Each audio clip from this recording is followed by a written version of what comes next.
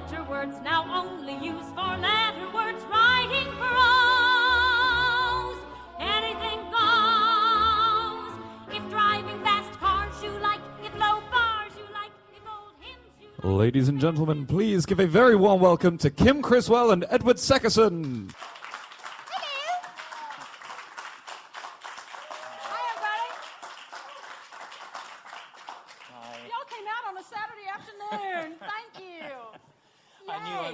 To introduce such a presence. Kim, I'm slightly nervous about saying out loud how long ago it was we first met. We're old, honey. It was a long, long time. Yes. But I knew of you before we met, because our late lamented chum, John McGlinn, when he was in London making that groundbreaking recording of Showboat, said to me, you know, I found this gal, he said, this gal who is the real successor to Ethel Merman, but better. And I thought, the but better bit is interesting, you know. But, yeah, I mean, you know, it's interesting he said that, because you are so much subtler than Merman ever was. Obviously a different era, she didn't have microphones, she had to hit the back wall. But also, you're a soprano, and she wasn't. Yeah. So, well, she might have started out with the soprano range, but if you belt that much, that loud, 8 shows a week for that many years, your soprano goes away. Yeah. So, who knows what her soprano was at the beginning? She probably did have a head voice, but it went. Yeah. But I mean, the number of shows she originated at the time, clearly people thought, well, you know, if we give her the role, she's going to be able to deliver in those big theaters on Broadway. Yeah. But the soprano thing is interesting because, you know, people probably don't think of you as a soprano. No, they do not. But, I mean, having that legit soprano foundation means that you can mix and belt and have longevity, which you've had. Yeah, and I mean, I didn't plan it that way. It's just I was a soprano until I hit about 16, and I looked in the mirror and went, uh-oh. This is not looking like Julie Andrews' career is going to be coming my way. So I said, I probably need to learn that other sound. And I liked that sound. And I was doing shows at Six Flags Over Georgia at that point, and there were always soprano numbers and belt numbers. And I would, you know, people would be out, and they'd have us covering other people's solos, and some of them were belt solos that I would be covering. And I really liked it. So I learned how to do it kind of naturally. But based on the fact that I had a head voice on top of it that was where I had been singing my whole life. That's the kind of the anchor, the security, if you like. Yeah, and honestly, when I went to college, I went to Cincinnati Conservatory, and the voice teachers there, most of the time, were a bit on the, well, you're going to have to decide one or the other. And I just went, no, I'm not.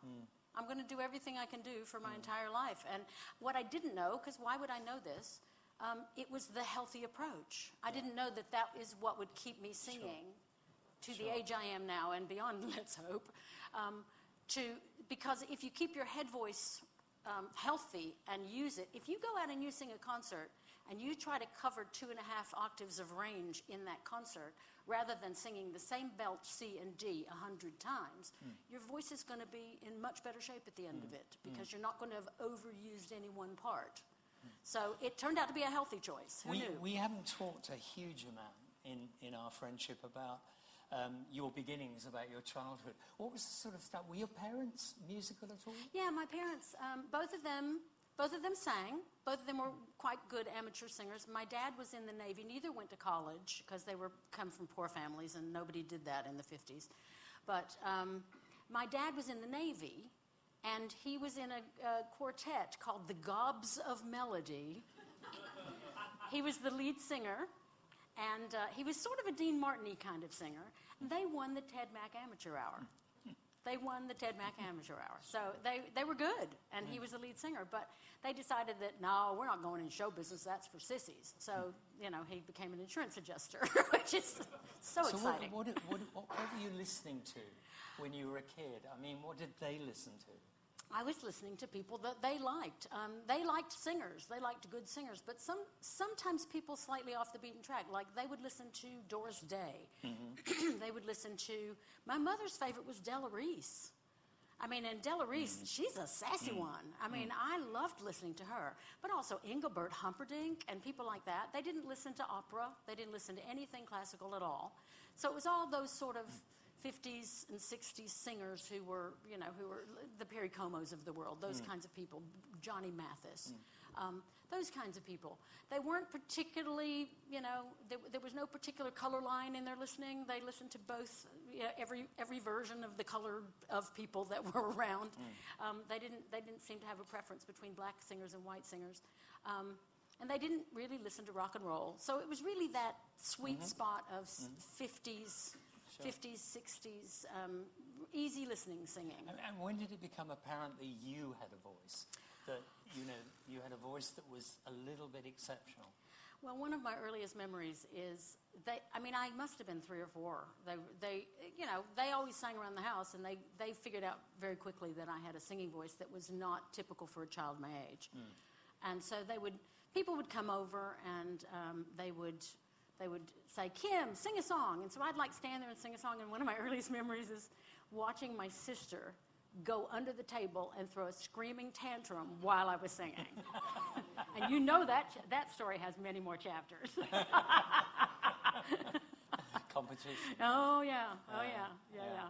Going back on your early Broadway career, we've talked about this piece many times before, but one of the things you were a part of, was one of the masterpieces of the last few decades, Maury Yeston's Nine.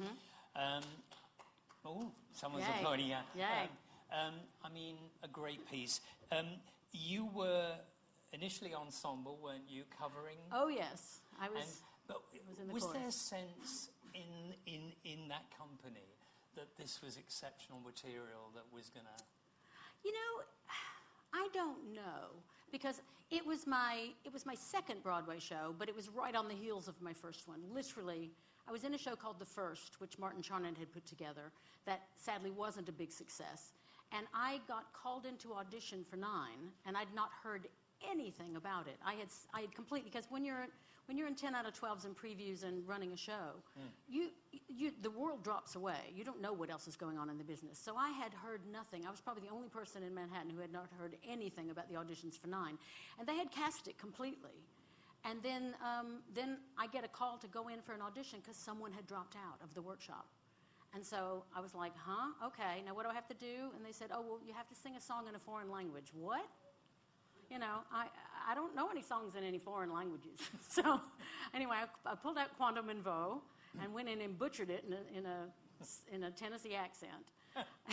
And I just remember hearing, because I was literally singing it like this: Quantum and Vo, quando mi vasaletta per la via, la gente sosta mia. I was doing that at the end of every phrase, just going, this is killing me. And at the end of it, you know, they were like, thank you. And I remember hearing as I left, Tommy Tune, I know that accent now, going, I like her. I really like her. And then I got the call, and I had gotten, that was just dumb luck that I was the person that filled that slot. So we went into a workshop of it, and we just didn't know what it was. You know, I was pretty new in New York. I was 23 or 24 years old. I was pretty young.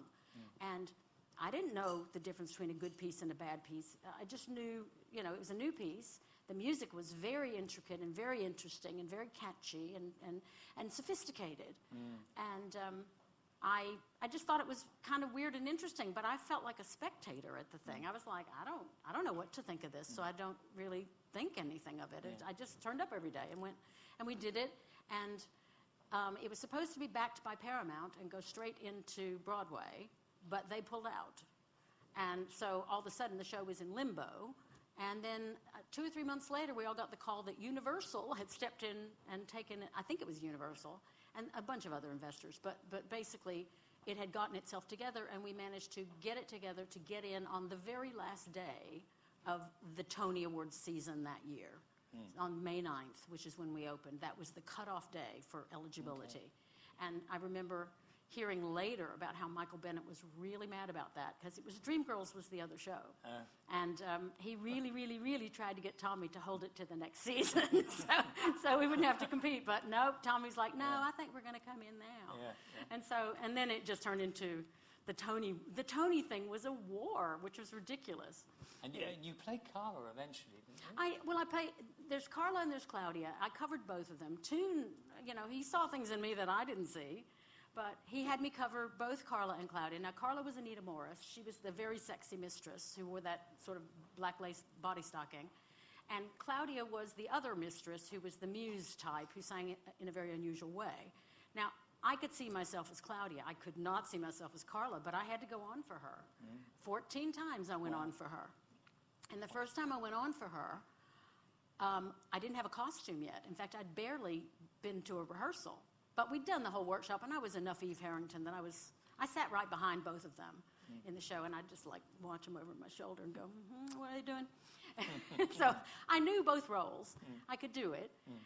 But I mean, I honestly didn't have a costume that I could do that number in, because she like, on her box, she did all this gyration choreography, and then she stood on her head and flipped over and sang through her legs a bit. And I was like, well, if I do that in my strapless dress, they're going to be on the floor. That is not going to work well. So William Ivy Long and I went out shopping for something for me to wear that first time I went on, and we went to, there was a shop in the good old days in Times Square when it was really sleazy. It was just full of hookers and people selling drugs and stuff. And there was a place called Swatch 3 that was really where the hookers bought their clothes. And that's where we bought my outfit. It barely held together for one show, but then he made me a costume. It was quite interesting. I don't remember a thing except Raul Julia coming to me and going, "Whatever you do, you'll be great. I go with you." Like, who could ask for anything more, really? Don't you think that Maury-Yeston's still the most underrated of the Broadway composers? Well, I really rate his stuff. I rate him too. I rate him very highly. I don't know that he's underrated. I think that the modern group of them is not, I think we have to wait 20 or 30 more years to see where they fit in the historic, in everybody's view of them. Have you ever heard his Phantom of the Opera? Yes, of course I have.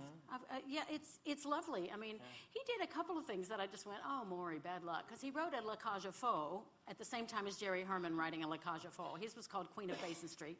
So his didn't happen. And then the same thing with Phantom. They both were writing a Phantom at the same time, and his didn't really. It got productions, but it did not get. It still does, apparently. Yeah, it does. For his apartment. Yeah, it's good. I mean, it's a good piece of work. It's a lovely piece of work, but bad luck. You did Through the Opera with Sting. I did. What a lovely man he is. He is a lovely man, but he's just fun. Yeah. He's fun. I mean, I remember going to the first day of rehearsal. And walking into, because we were rehearsing in the theater, which doesn't happen very often. And I walked in, and he was, everybody was on the stage going, yapping, because we all knew each other. And I saw him kind of hanging back in the house and just looking up there. And I went over to him and I went, hey, because I thought, he doesn't know anybody. I went over and went, hey, I'm in the show with you. My name's Kim. And he went, oh, hi, I'm Sting. And I went, yeah, I know. Yeah, we know which one you are. Come up here. So I dragged him up there. I just sort of played welcome wagon. He was so willing to be part of it in exactly the same way we were. There was never any question if there was, like when it came to adding microphones. We did the run in D.C. without microphones, which is actually what damaged Maureen McGovern. She did such damage screaming that she ended up not being able to sing the opening on Broadway, which was a shame. But they added microphones after that. But he was like, no, don't give me a microphone if nobody else is having one. No, I'm doing what they're doing. I'm doing exactly what everybody else is doing. I need to do it the way everybody else does it. Extremely musical man. I did a podcast with him for his. He did a series of concerts, symphonic arrangements of all his great songs. And he did a tour, but we did a podcast together, and he was so witty and well-read, and I that's was the thing. very impressed with him. People don't know that he's funny. He's so funny. Yeah. He's quite funny. Yeah. he played a joke on us at the closing show because he had this mustache that he'd grown for the show. And he had a scene where he was shaving in his prison cell. And on the last night, he shaved it off. And we were like... And so none of us could sing the finale because we were all laughing too hard. Because he had just shaved it off in front of us, and he was like, yep, yeah, I did that. He was talking about one of the arrangements on his album of which had a kind of open Western kind of feel to it. Rob Mathis did many of the arrangements on the album, and he said it's more Aaron than Stuart Copeland.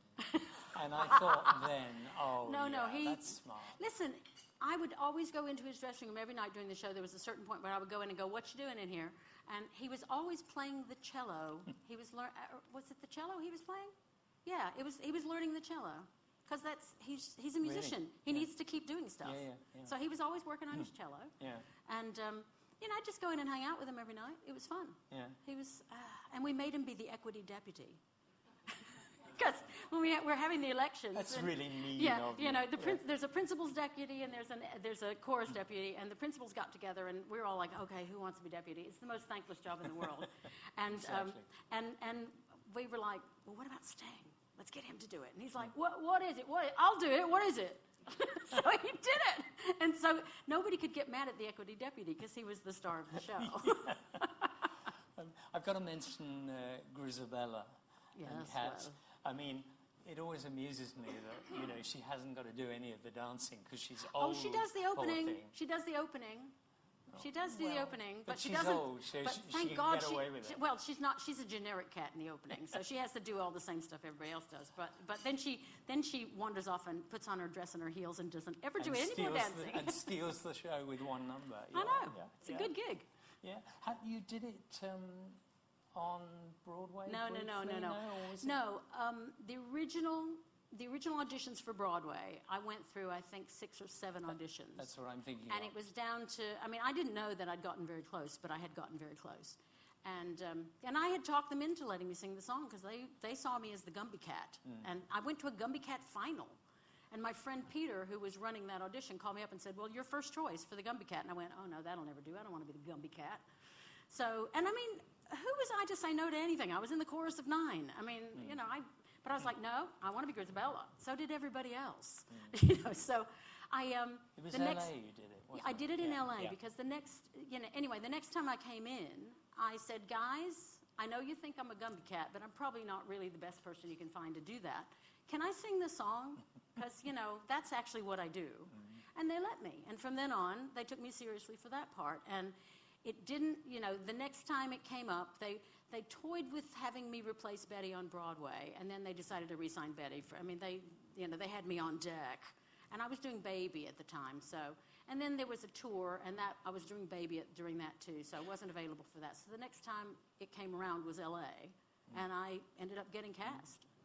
What happened to Baby? Because you came into it, there was a number written for you, for the character, and then it was cut from the show? Richard and David, 2 of the nicest guys in show business. Now, I had friends that had been doing workshops of Baby forever, particularly Liz Calloway, who I was in college with. So I knew she was playing Lizzie. And I went in to audition for Lizzie. And I thought, this is odd. I don't really think they're going to cast me as Lizzie. And Richard Maltby pretty much said, we're not going to cast you as Lizzie, but sing the song again. So I knew they liked me. And they called me up and they said, listen, there's a song from a previous version of the show for a character that we've cut, but we'll put it in if you'll do it. And I was like, really? And they're like, yeah. So I went around to Richard's apartment, and Richard and David were there, and they played this song called In One Cell for me, which was about as far from, the story goes on as you can get. It was basically a song about, it literally started with a synthesizer track going doo-doo, doo-doo, do-do-do-do. And I was singing, first we have a male gamete, do-do. Then we have a female gamete, do-do. And they combine to form one complete cell, do-do-do-do. And it was pages of that. But it did eventually turn into a song. But they never decided who I was. There was nothing left of the character. There was one point where we were rehearsing it, where Wayne Salento was the choreographer, and we went in a room and he said, okay, I've decided, because it was at the top of the second act, and he said, maybe you're a drunk woman that's wandered up from the audience and you just have to get this song sung, and then we're trying to get you off stage so we can go on with the show. I went, wow. That is really, that's grabbing at straws right there.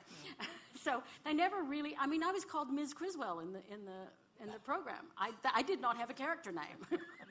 I was just some bonkers science teacher who just felt a need to sing this song. And so they ended up having to cut it, mostly because they couldn't get the synthesizer track to sync with the orchestra coming in live with it, and Jonathan had orchestrated it about halfway through.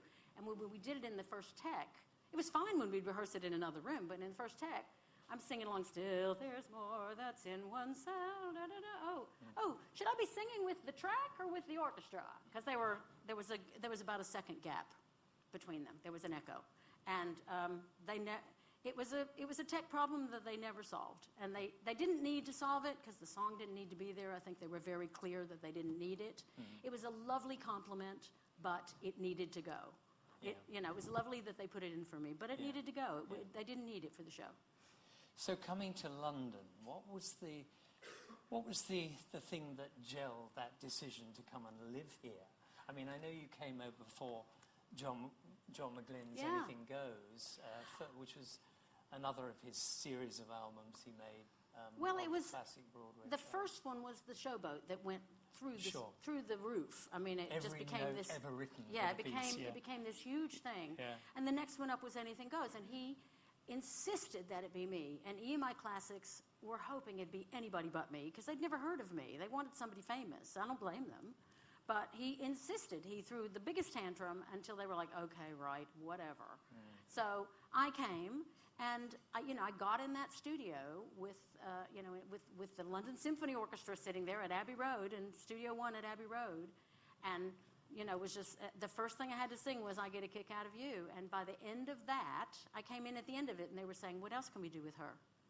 Yeah. So they had already decided that they liked me and they were keeping me, and so they signed me to a contract. Yeah. They signed me to a separate contract. And that's actually when we first met. I was doing an interview for Gramophone with you, wasn't I? Yes, you were.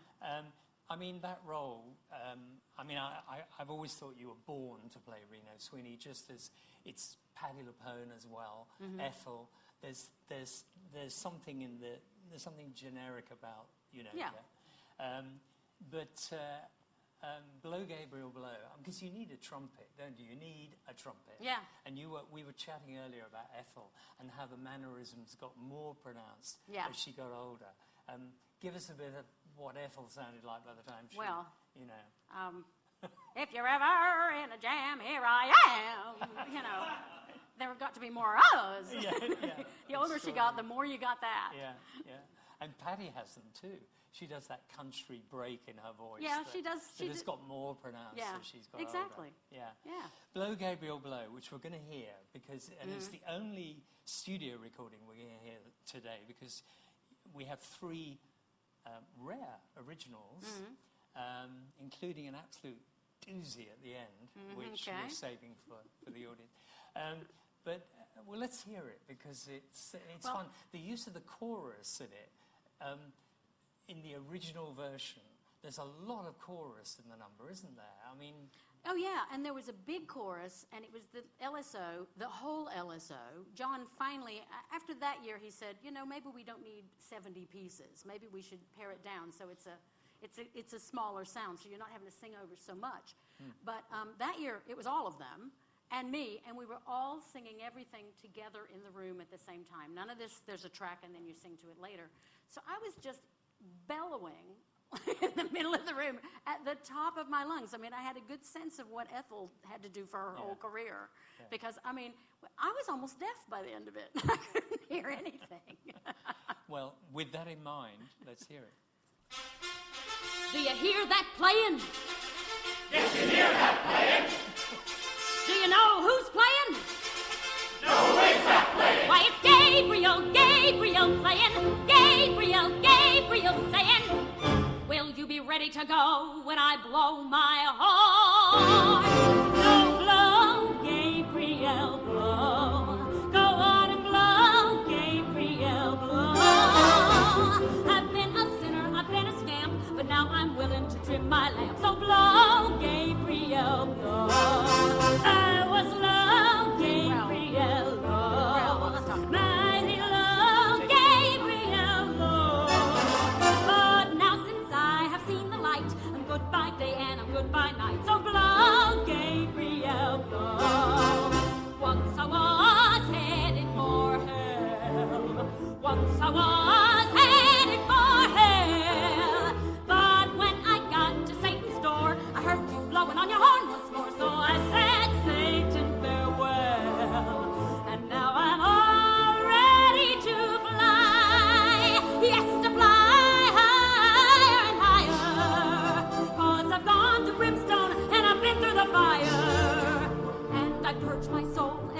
want to. So climb up the mountaintop and start to blow, Gabriel, blow.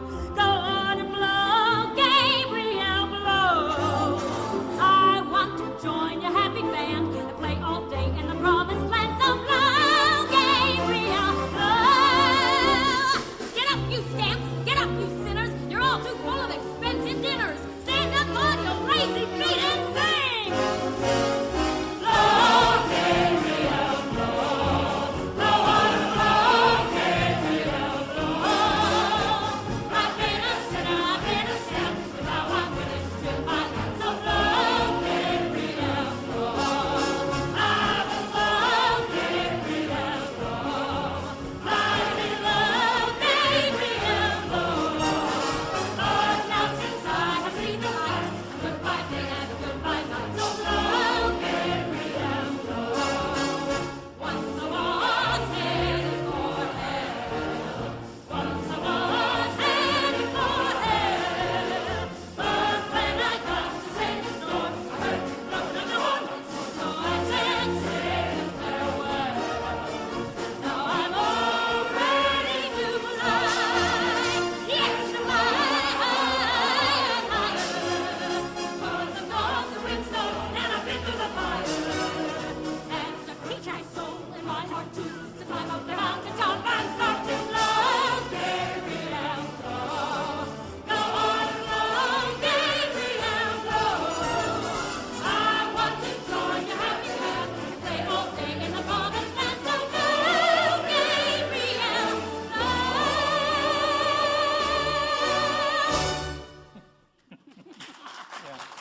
Very loud. So, see what I mean about trumpet-toned. Let's talk a little bit about John McGlinn because, you know, he was a great archivist. There wasn't anything he didn't know about versions of shows and digging out old manuscripts.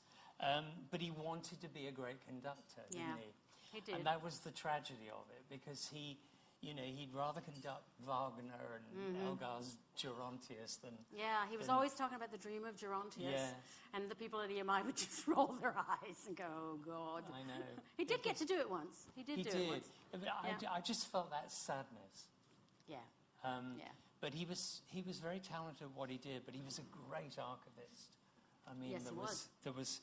No, I mean, so many things that I know now, I only know because of him. He would find these rare recordings of people, like, you know, Lida Roberti. Nobody remembers her, but he would dig out these Lida Roberti recordings. And you know, the Polish bombshell she was, who was a Broadway star, but nobody remembers her. But I remember her songs, and I've recorded some of them. I loved his energy. Yeah. I took him to see Into the Woods in London, the West End production, the Richard Jones production. And it was like sitting with a kind of gerbil. He was... all the time he was agitated and wow, you know, reactions were a bit like me, really. I'm a bit like that. Now you were always a shoe-in for Annie Oakley, and you. I mean, I saw you in it, obviously, but how was that? Apart from you wanting to put bullet holes in your co-star. Oh, yeah, it was.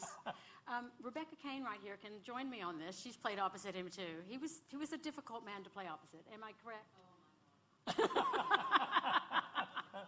Yes, he has his moments. We're not really upset that he's gone back to Australia. Right. That he's there now. And has he quit?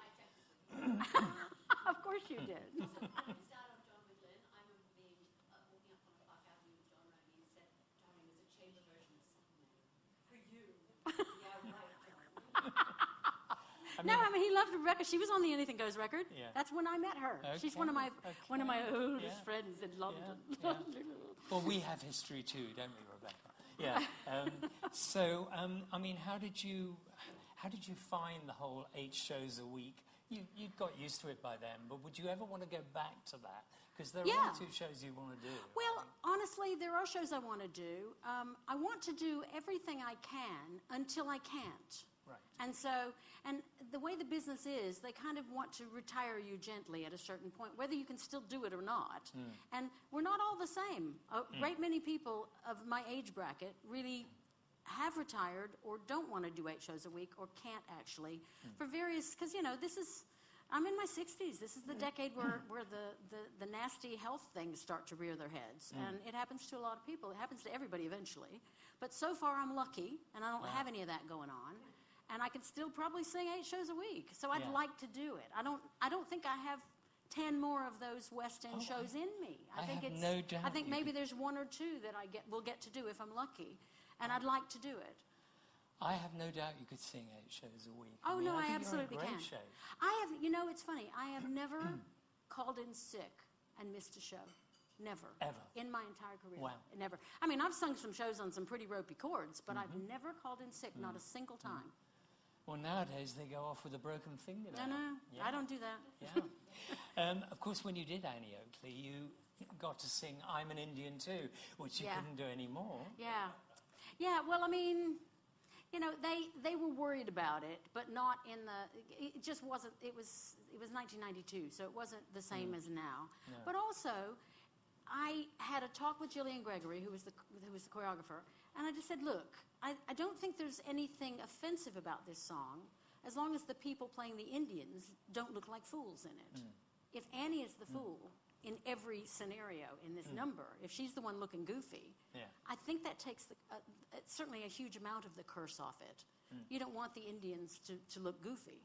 But it's great if she looks goofy, so that's the way we staged it. There is so much that we can't do now of classic shows. You just couldn't do them. Yeah. You just couldn't do them. Don't get me started on Snow White. Oh, I know. Well, yeah. That little girl has that one's going to run and has run. stepped in some stuff now. She's, now, I mean, it always astonishes me with Annie Get Your Gun that it was Berlin's first crack at a book musical. And what a score. But I mean, I know you're a great fan of Call Me Madam and have done it several times. Yeah, I've done it in concert, and I did it at Goodspeed Opera House in Connecticut. Did I see you do it at the Union Theatre? No. I've never done anything at the Union. No, we did a Radio 3 broadcast of it. We did a concert version. Okay. On Radio 3, but no, I haven't done a production of it over here. I wanted to. I had the rights even. You know, the R&H people had said, yeah, get a production on. It just didn't happen. And then COVID hit, and, you know, nothing happened then. So. It would be nice if you could record it at some point, at least. Well, I've recorded a lot of it. John Yap's label, he's here somewhere too. Yeah. Where are you, Yapper? Yeah. There you are. He's got a lot of the tracks from it. I have done a lot of them. I did when I went to do that with him, with his help, I put out an Irving Berlin album that had several of the tracks on it. So I've covered a lot of it. Not all, but a lot of it. When did you and John Wilson first connect? Because we have mutual history there too. Well, I got a call, and I feel like it was from Tom Croxon, I think it was, to do a concert at Buckingham Palace with this guy, John Wilson, who I didn't know yet, and his orchestra. And I was like, well, I don't know who those people are, but at Buckingham Palace, really? And it was at Buckingham Palace. And and it was supposed to be me, Gary Williams, and Denise Van Outen was supposed to be the third soloist. And Denise fell out of it, so I ended up inheriting everything she was going to sing, which was good because she had the better stuff. So I ended up singing all of hers and all of mine. And it was just so much fun. You know, what is more fun than getting in a cab with your big old ball gown and saying, take me to Buckingham Palace, and then they go to the gates and they try to let you out, and you go, no, we're going in. Like, who are you? Like, we're going in. One of the things that you and John have greatly in common, and it's one of the things that people always comment on about you, and that is your sense of style in the repertoire. And John's obsessed with it too. And I mean, it seems so natural to you. It's just there. It's innate. Is that the case, or have you had to cultivate? It has a lot to do with what music I listen to, what my parents listened to. So I was listening to Doris Day and Della Reese and people of that era. And then I became obsessed with Julie Andrews. So everything I sang sounded like Julie Andrews. I mean, I sang with a British accent. It was a Tennessee version, which was odd, but in fact, it was just all odd. It was odd, but no. And then I discovered the likes of Judy Garland, and it was like, oh, I'm obsessed with that too. And you know, so you're a product of what you listen to. But then I got to New York. I was just like everybody else. I was interested in the new musicals because it's an art form that's about the new pieces. You know, it's not about the revivals. It's about the new pieces. And so I was poppy like everybody else. John McGlinn gets a lot of credit from me for changing my style, teaching me what is the difference. Like you don't sing in straight tone. You don't sing in scoop up to notes like you do in modern pop and in a lot of modern theater. You know, you don't hit a straight tone note and then bring the vibrato in at the end, or never, which is sometimes happens. He taught me. He's like, no, vibrato on every note all the way through, and none of this back phrasing. Right on the beats. Right on the beats, the way the man that was wrote. one of his things. So he taught me that, and he made me listen to the originals and listen. And I had a good ear already from years of musical training. So I already had a good ear, and I could pick it up. I could figure it out. And so he brought a lot of that to me, and I just got good at listening. And then I kind of became this specialist in older styles, which I never intended. I didn't know I was going to do that. Amazing. I didn't know. Because John Wilson always said to me, you know, and I agree with him, there's no one like you. There really isn't anyone like you out there. And particularly that sense of that style, that Hollywood style, Broadway style. John, incidentally, is my next guest in this series at the end of May, so I hope some of this audience might turn out for that, because that'll be interesting. You must have great memories. You've done so much with him. I have. What are your happiest memories of some of those shows and proms Well, as well? I mean, when he came to me and he said, I want to do a show that's just you solo all night doing, doing a tribute to all the famous women from the musicals. And the Hollywood musicals. And I was like, really? A solo show? Well, not only did we do one of those, we did two of those. So, I mean, and I got to pick the material. A lot of it was stuff we already had, that we'd already done. But it was incredible to have the opportunity to say to him, oh, I really want to sing Le Jazz Hot. You know, I want to do that because, our through line is, because I structured it and I wrote the links between it to structure it so it kind of moved through time so that, the second half you're in the 60s and everything's changing and all of a sudden, Julie Andrews is on the scene and Barbra Streisand's on the scene and Doris Day's still hanging around and not having a very good time. It's like, it's a cruel business. Once you get older, it starts to change. But we did all of that. We went through all of that, and we hit most of the more important stars. Yeah. Now, Jerry Herman, I know you're a great fan of Jerry Herman. Again, why do people always put him at the antithesis of Stephen Sondheim? When people talk about Sondheim, they put at the other end, they put Jerry Herman. I mean, it's just ridiculous comparison anyway. Well, his but shows I are hear popular. It so much. His shows made a lot of money, Yeah, unlike yeah, Sondheim. yeah, Sondheim's mostly didn't make money. Therefore, therefore a niche crowd that is very intellectual, and there's a lot of people that are left cold by Sondheim shows, but they love Jerry Herman shows. So I think Jerry Herman is a bit underserved in terms of how he's remembered because he did the same thing Sondheim did at the same time. He wrote music and lyrics. And he also, he wrote great characters and wonderful, wonderful, wonderful songs. Very singable. His songs are much more singable than Sondheim's in terms of being good for a voice. Great ballads. Yeah. Really great ballads. No, I'm a huge fan there. Have you met him? Did you meet him? I did not meet him, and that's one of my biggest regrets is I didn't meet him because I would have loved him. I know I would have. I did one interview with him in London for a show I used to do called Stage and Screen. And one of the things that surprised me in the interview was he said his favourite of his scores was Mac and Mabel. Well, it's a great which score. is probably my favourite too. Yeah, it's a great score. But it was an interesting thing to come out. We talked about Dolly quite a lot because that wonderful observation of those Victoriana things that he wrote out, So Long Dearie and things like that, music hall kind of feel. Yeah. Now Dolly, you have to do Dolly, and I think there is talk, isn't it, of you There's talk of a doing recording. There's Yeah. talk of a recording. With We'll see. John Wilson. We'll see. You can never count on these things. No. I could be dead by then. I could.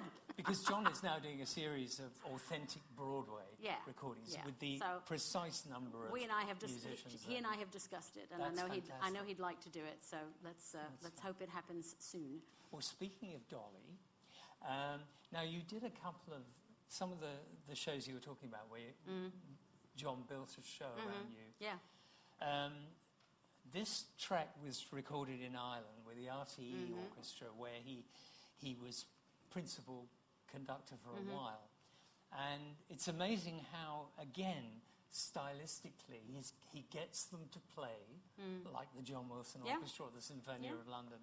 And I thought I couldn't resist playing this one. Before the parade passes Yeah, by, because of we course. did a whole concert of the film version of Hello Dolly with all those orchestrations. So I got to sing all the Streisand versions of those songs in concert. We only did it once.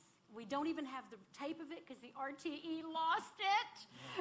So we don't even have it. Well, where did you get this from? Well, this is from, because this became the finale of the second of the tribute shows that were solo shows that I did. And I said, well, I think that's the finale. And it was.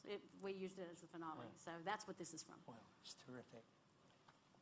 Before the parade passes by, before it all moves on, and only I'm left, before the parade passes by, I've got to get in step while there's still time left. I'm ready to move out in front. Life without life has no reason or rhyme left. With the rest of them, with the best of them, I want to hold my head up high. I need a goal again. I need a drive again. I want to feel my heart coming alive again. Before the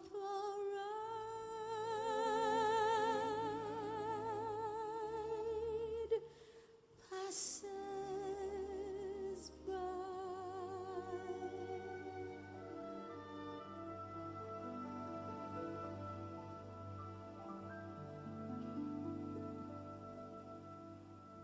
It's like Ravel. I know. It's not over. Before the parade passes by, I've got to go and taste Saturday's high life. Before the parade passes by, I've got to get some life back into my life. I'm ready to move out in front. I've had enough of just passing by life. With the rest of them, with the best of them, I can hold my head up high. For I'm gonna go again, I'm gonna drive again, I'm gonna feel my heart coming alive again. Before the parade passes by.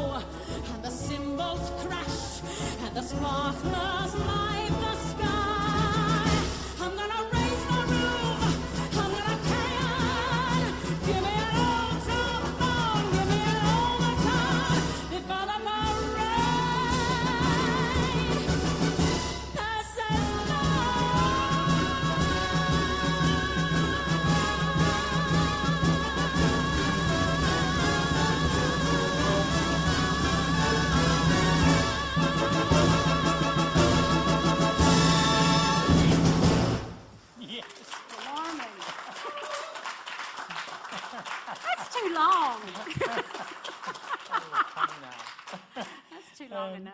That's wonderful. One thing I wish I'd seen you do was the Gershwins of Thee I Sing. Right. Which you did up in Opera North. Yeah, at Opera North. And, Yep. I mean, Pulitzer Prize-winning show. A really biting satire, which wouldn't be out of place now, No, actually, I know. would it? It certainly would not. Well, and the good news is that it exists because the BBC Three broadcast it. I forgot about that. My friend Jenny, who's here today, found the recording, so I have it. I'll send it to you. Fantastic. I have it. They recorded a performance of it. So I'm like, I haven't thought about this since the 90s. I mean, Good you know, Lord. the incredible satire.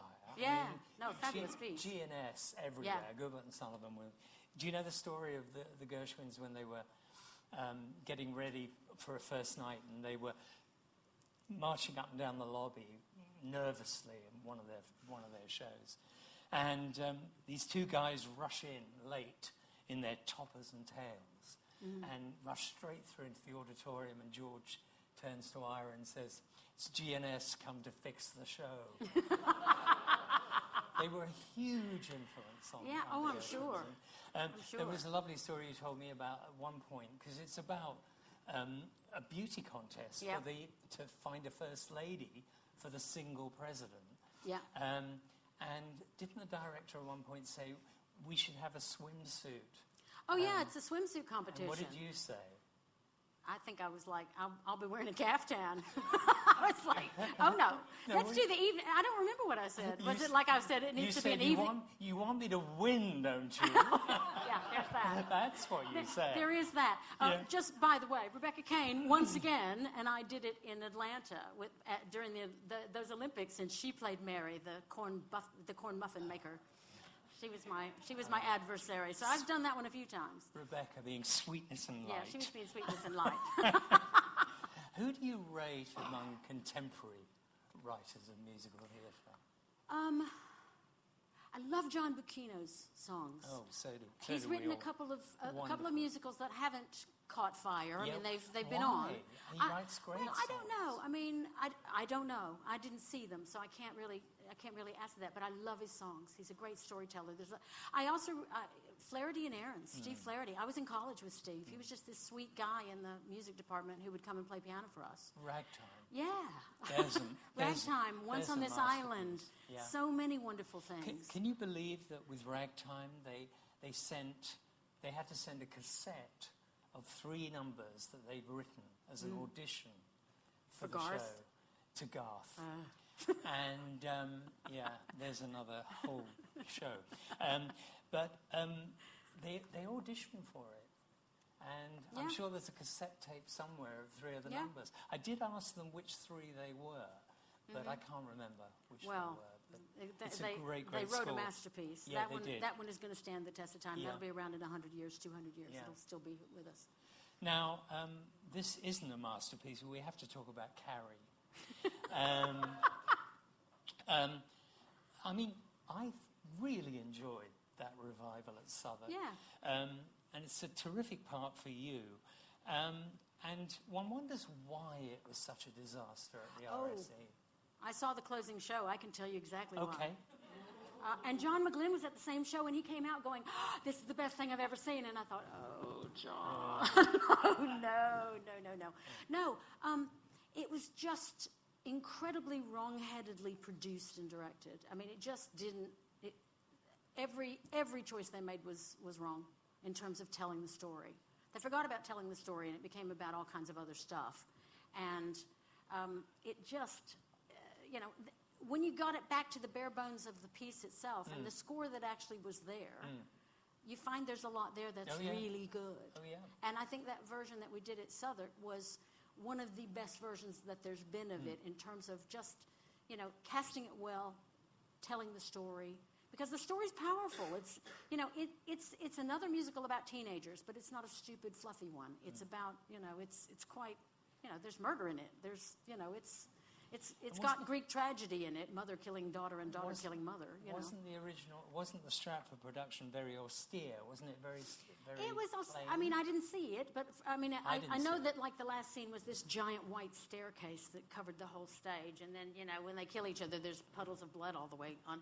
And poor old Barbara Cook was a bit old for the character anyway, and she well knew it. And she's like, I don't want to walk down those stairs in front of an audience. Because there were no railings. I don't remember railings anyway. It was just so wrong-headed. Things, all the cast was in unitards because they were all. It's like, oh, well, it worked for Cats. Let's do it in Carrie. So it's like the bad girl wore a red unitard. The bad boy wore a black unitard. Carrie wore I can't remember what Carrie wore, but she wore actual clothes, which is why she didn't fit in at this high school. She didn't have a unitard. But it was just odd. It was so odd. And there was a point where Jeannie Anthony Ray, who was playing Leroy, he was playing not Leroy, the role he had in Fame. He was playing the bad boy, the John Travolta role. And there was a point where they had this trough, of light opened up when they're getting the pig's blood. And they're all doing this wild Debbie Allen devil dance around as they're getting ready to gather this blood. And the music, it's like this wild revelry going on. And then it all stops, and he looks down and goes, shit, look at all those pigs. And I laughed. I got to say I screamed with laughter because there was a lot of that in that show. It was just so wrong-headed. But, if you go back to telling the story... Yeah. He's a talented composer. I mean, I met him when he was producing. He produced a lot of records. Yeah, I know including, I think the disc I was at the session for was a John Mauceri Hollywood Bowl disc. Right, okay. And I think he was quite touched that I was an enthusiast for both the score of Carrie and for Fame, the movie, which he was quite celebrated for. He won an Oscar, I think, for one of them. He's had quite a career. Shame. I think Carrie did for him. In a way, but the revival was great, and we get to hear Kim Criswell use her soprano voice, almost purely your soprano voice. There's a reason for that, because when we were putting this together, I said I want to do things in not necessarily in the keys that they're in this version. I want to go back to the original. That song was written for Barbara Cook, so it was written to sit perfectly in her soprano voice. And I listened to her version, and I listened to the other versions that were available, and I just went, that's the magic key. It's going to kill me, but I need to sing it in that key. I just have to. And so I insisted on singing it in that key, and it was a magic key. And I did all the Betty Buckley stuff, all the high belty things in the Betty keys. All of them had been pushed more to the middle for the version that was done off Broadway in New York. So I just went, no, let's make it as extreme as we can and hope I don't die during the run, because I'm trying to do two things at opposite ends of possibility. My enduring memory is you dragging Evie Hoskins by the hair up through the aisle. You enjoyed that, didn't you? Oh, well, I just was trying so hard to not kill her, because fight stuff, you have to be very focused or else you will hurt the other person. And one day I did actually catch her with a fingernail on her face, and she was freaked. And I was like, I should have known to cut them all off, and I did after that. But it's doing fight stuff is tough. It has to be very, very, worked at and done within a very small parameter. You have to make sure that you don't just go wild, because you'll hurt somebody. She's a talented girl. She is a talented girl. I love that girl. I think this is a really lovely song. Did not God himself command Abraham to take his son Isaac upon the mountain and sacrifice him?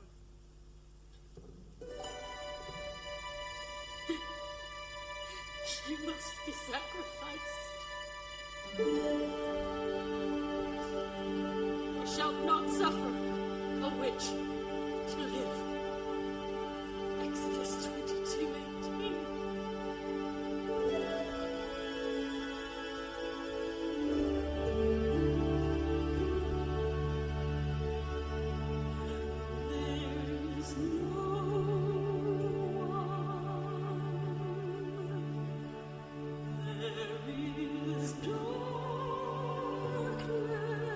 Darkness, all alone.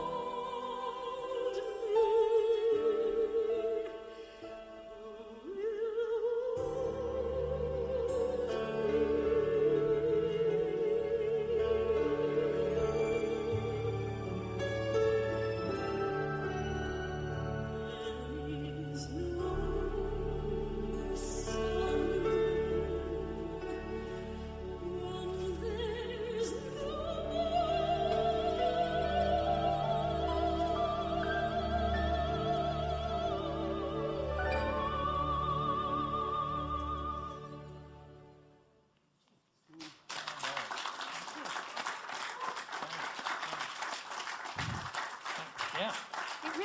That really was Kim Criswell.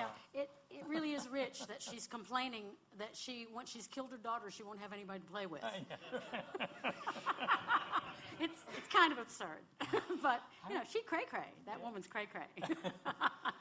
How do you think the business has changed, Kim, from when you began, for the better or worse? I mean, there's one thing that really gets me going, and that is inherited from the Americans, dynamic ticket pricing, which has become insane now. Yeah, dynamic ticket pricing is just fleecing people.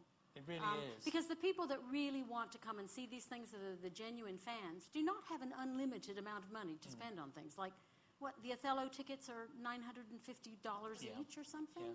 But what's frightening about it is, I mean, we used to have ticket touts. Now they're all online. All these agencies that sell tickets for West End shows, unless you go to the actual theatre site to book your tickets and get on the mailing list and book it at the beginning, right, you could be paying, or quoted as paying, £150, £250. Yeah. No, it's. I think that is going in a bad direction, particularly as the economy is not doing great. No. It's just making it more elitist and more elusive for most people. It's instead of going to see 5 shows, they'll have to pick one and and see that one instead, and not see the others. And I think that's a shame. That's a shame. So what else? I mean, as far as the way actors are trained or drama schools are turning out.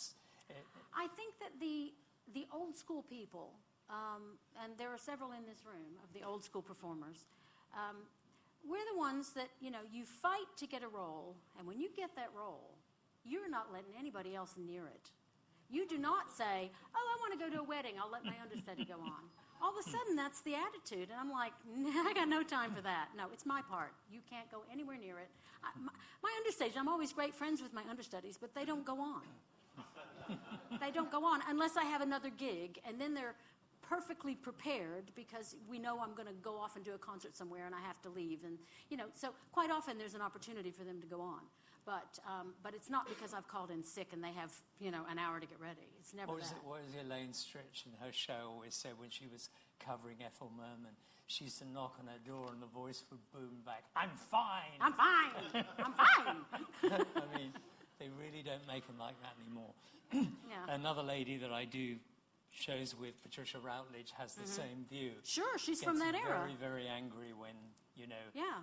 she sees alternates going on. Yeah. And No, I get annoyed when I go to see a West End show and everybody's out, and I'm like, why did I bother with this? Yeah. You know, and it's a great opportunity for the understudies to get on. And, you know, I've been that understudy once when I was in 9. That's the only time I ever understudied, but I did go on a lot for those two. And you know, it's a great opportunity, but it is also, it should not be a regular occurrence. People, I think what it is, too, is that the producers don't necessarily value performers that don't miss shows. Because I did Cats for a year and a half, and I did not call in sick for a single show, not even once. And I have not worked for Cameron McIntosh since, so I don't think he appreciated that. wow. I've not worked for Cameron since, or Andrew for that matter. So, you What know. would you like to see? I mean, bucket list roles for you still to. Well, to I mean, you or know, shows you'd like to see revived. Well, you know, obviously I'd like to do a Gypsy. I don't know if that's going to happen in my lifetime. Recording. Yes, and that's another one that I've talked about with John. Hello, Dolly. I mean, there aren't that many left at this age. I love Kimberly Akimbo. It's about a 72-year-old woman who's, you know, well, she has to look 72, Yeah. but be, you know, she's in high school, but she has a disease that makes her age hugely. It's a charming, charming show. Oh, I would there's love a to do that if possibility. it comes Yeah. here. I would love to do it.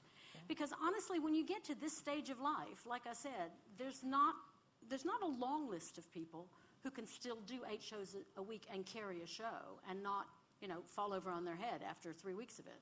You need to talk to people about that show. Oh, because, I have. good. I have. Because it should come here. Well, from it what should I've come here. It's heard. charming. It won the Tony for Best Musical. And wonderful Victoria Clark. And yes, wonderful. See, you know, Vicky and we're vocally quite similar, and we're very similar in age. And I would love to do it. She was great in it. I'd love a crack at it. Fantastic. So we're going to end with something, I called it a doozy. Now, you recorded 1 or 2 of the songs from Yentl, performed them with John Wilson. It's interesting, we talked about the Streisand version on the movie of Piece of Sky, and the 16-second final note, which you're convinced has an edit in it. Oh, it has more than one edit. Right. Go Okay. listen to it and you'll hear it, because you can hear the vibrato go straight and then vib and then go straight Yeah. again. Yeah. That doesn't happen in a normal note. Yeah. No, there's some edits in there. Some wonderful Michel Legrand songs, but this is storming, and I'm here to tell you, and I'm not an easy lay when it comes to being a critic. I'm an easy lay in every glad you other qualified respect, that. but not. But I'm here to tell you, I think this is as good as the Streisand, Well, and thank there you. is no airbrushing. In No, it it's at all. live. This is a You can't live do anything. It's live. This is a live performance. And John didn't know it, because when we were putting together that first tribute show, he said, "Oh, I think we're going to have to end with Don't Rain on My Parade, because there's nothing bigger than that." I went, "Honey, I'm going to take your gay card if you don't listen to Yentl."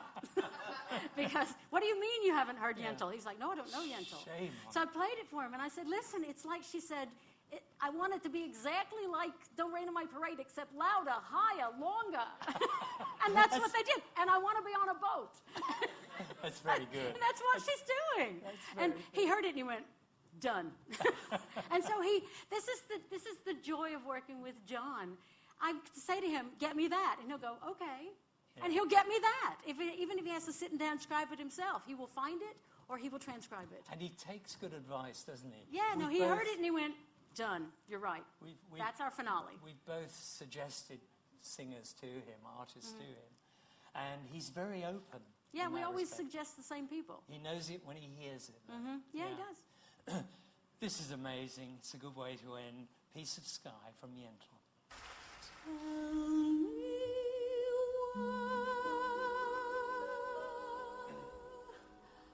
Where is it written what it is I'm meant to be?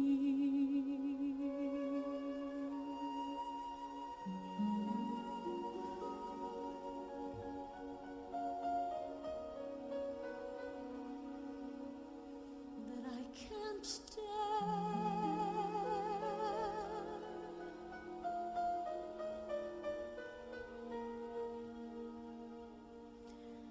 It all began the day I found that from my window I could only see a piece of sky. I stepped outside and looked around.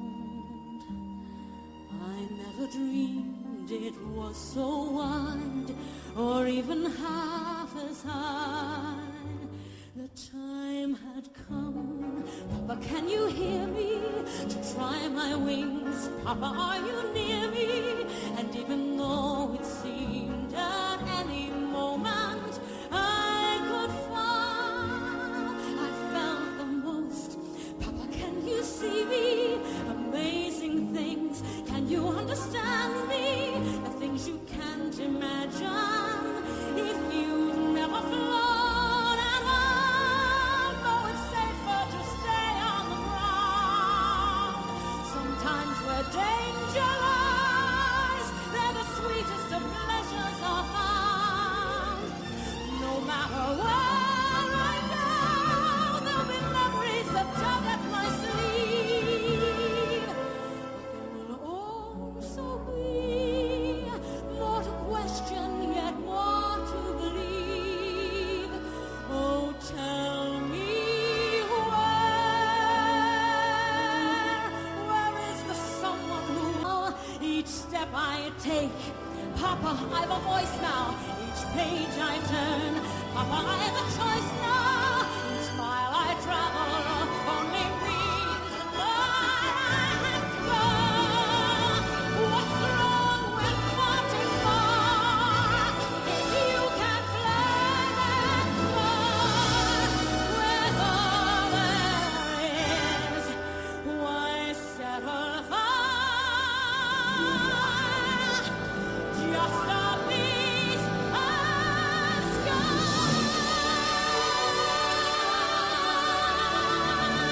Papa, I can hear you. Papa, I can see you. Papa, I can feel you. Papa, watch me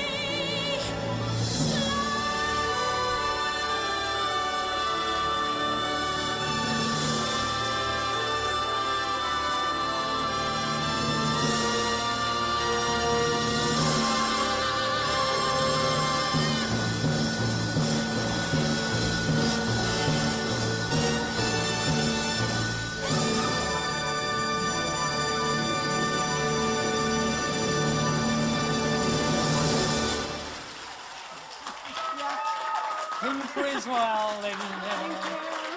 Thank you. Thank you.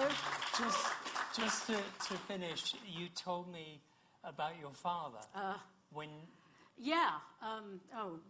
Listening to that makes me teary anyway. But now you're making me tell the teary story. We did this show a few times, this solo concert, and one of the times, my father was dying, and he was in the hospital. And every time we got to this in the rehearsals, I mean, we literally, it was 2 days. This concert was 2 days before we turned the machines off and let him go. And every time we got to this, I'd go, just keep going, and I would just burst, fall apart. And John's like, cool. And the orchestra was like, cool, it's fine, it's fine. Somehow I got through it on the night, somehow. But, you know, life has a way of intruding and giving you bigger challenges that you ever expected. I mean, I always thought I would sing that song from pure joy, but that night I sang it for my dad. Anyway. Well, Kim Criswell, you are a one-off, and they broke the mold. Thank you. I think they did that on purpose. Thank you. Thank you. Thank you, Ed. Ed Seckerson, my dear friend. Now I can walk. Thank you for being here. If any brains you've got from those little radios.